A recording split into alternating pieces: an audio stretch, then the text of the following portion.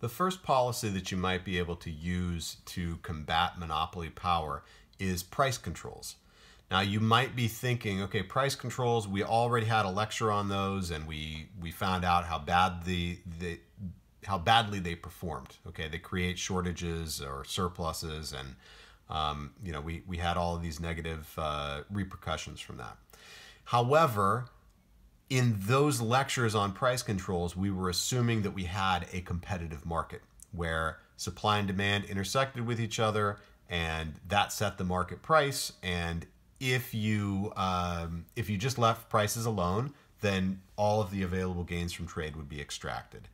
In the case of a monopoly, that's not true anymore. The monopolist has a private incentive to hold their price above the point where the cost of production is equal to the value of consumption.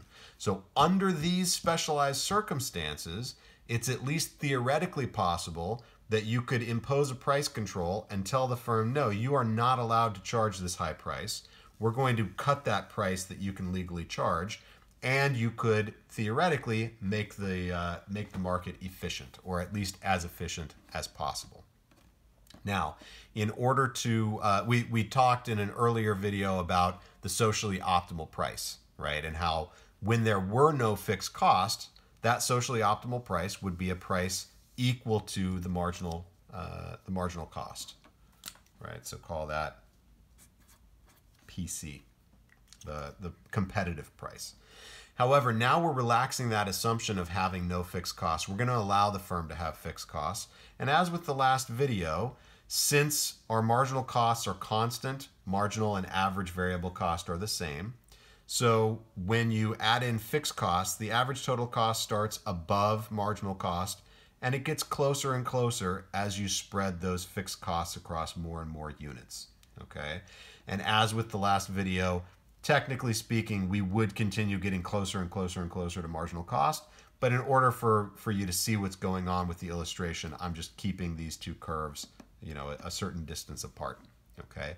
Now, if there are fixed costs, then the picture changes a little bit in terms of the split of the gains from trade, of the surpluses. Now, the consumers, their picture is still the same as it was before. They're getting everything below the demand curve and above the market clearing price.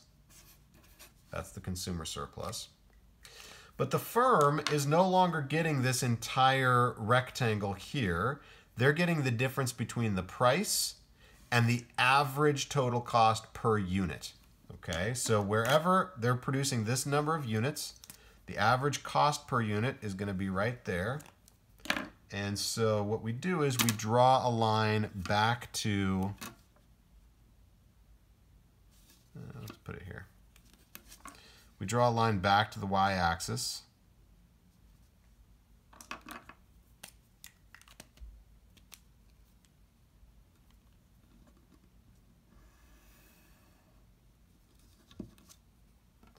The height of this rectangle represents their profit per unit, their average profit per unit.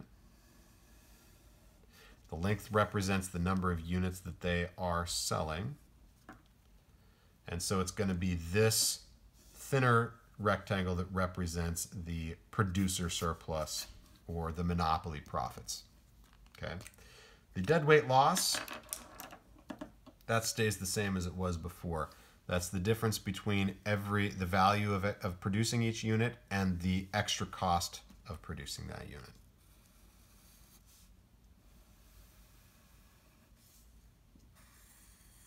So that's the deadweight loss. And this rectangle right here that doesn't go to anybody, that represents the fixed costs that the firm has to pay. Okay, so we'll keep that in mind as we now think about what would be the best price to, if you're going to implement a price control, what would you tell the firm that it is allowed to charge? All right, so going back to this case, but cleaning up the graph a little bit, we've got fixed costs, so your average total cost curve is getting closer and closer to marginal cost. If you were to tell this firm, oh, hey, you must charge your price equal to your marginal cost. All right, you impose that price control. Well, now the firm is exactly covering its cost on every single unit. It can no longer make a higher profit by cutting back its output to hold price up, because you've told them, no, you have to charge a price that is equal to your marginal cost. So the firm, assuming that they're up and running, they should be willing to just keep on selling at that price as long as customers are still willing to purchase them. Okay, and so that would result in this level of output here.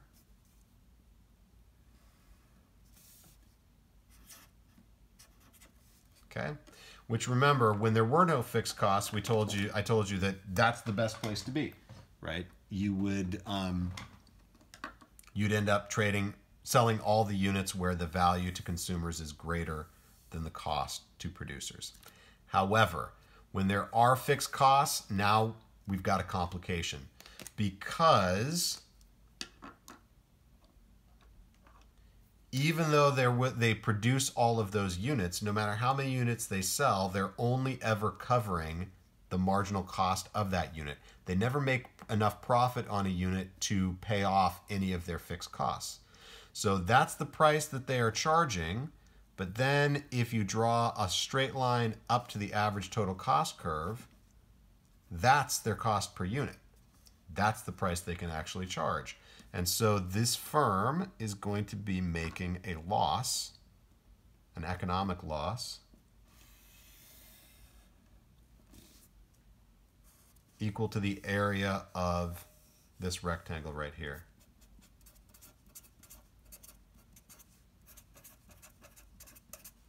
And so now the problem is, if you force the firm to set their price that low, they're making economic losses. They're not going to stay in the market. They're going to go out of business because they can't cover their average total costs. The fixed cost portion of that never gets paid off by them because you're holding the price so low.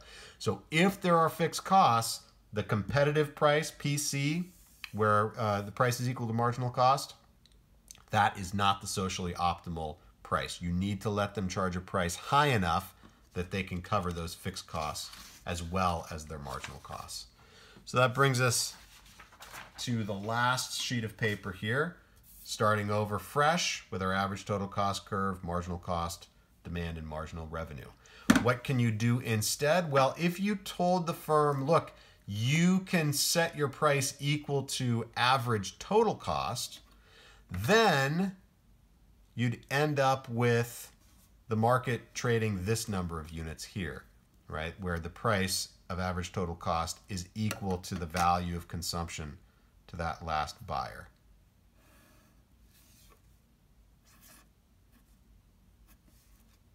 Now, that does leave some units untraded where the value is greater than marginal cost. We'll come back to that in a second.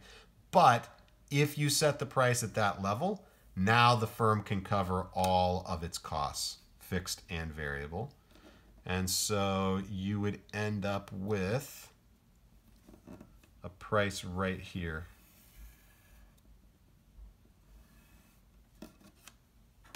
Call that P star. And actually, ignore that flat line there. We'll call that Q star as well. Okay, so that price is enough for them to cover their fixed costs. And then what the consumers get is everything above the price that they're being charged and below the demand curve on every unit that they purchase. That's the consumer surplus. Producer surplus or monopoly profit is going to be zero, right? They're earning no economic profits because they're just charging a price that just covers their average total cost of production. And there is still going to be this deadweight loss here, where on those extra units, consumers are getting more value out of them than what it would cost to produce for the firm. But you've made that deadweight loss as small as you possibly can, okay? you couldn't sell in those extra units without pushing the price below average total cost and sinking the firm. So you've minimized the deadweight loss in this market. All right, so that is that's it for price controls. They could theoretically work. You do have a couple of issues here. First of all is the problem that you are relying on the firm to tell you what its average total cost curve looks like, and so it's possible that the firm is going to mislead you and convince the regulator that their average total costs are actually higher than they are. And if they can do that, then they might be able to push the price above their true average total costs and continue earning monopoly profits. Another issue that you run into, though, is even if the monopolist is being perfectly honest with you, the monopolist has no long-term incentive to do things that reduce their average total costs. Because if they reduce their average total costs, then the regulator is just going to say, oh, great, now we're going to cut the price that you can charge your consumers. So whether the average total costs are really high, whether the average total costs are really low, the monopolist makes the same zero economic profits regardless. And so he's got no incentive to look into innovative ways of cost cutting to enhance his profits. If he was able to operate without price controls, he'd have an incentive to look for those because any cost savings would belong to the monopolist. But he no longer has that incentive. So again, it's possible that in the short run, you can squeeze some efficiency out of a monopolist, out of a market by putting a price control on that monopolist. But over the longer term, what you might do is cause that market to stagnate because you eliminate the incentive to innovate and you eliminate the incentive to cut costs. So next, we'll move on to patent buyouts as a way of fighting monopoly power.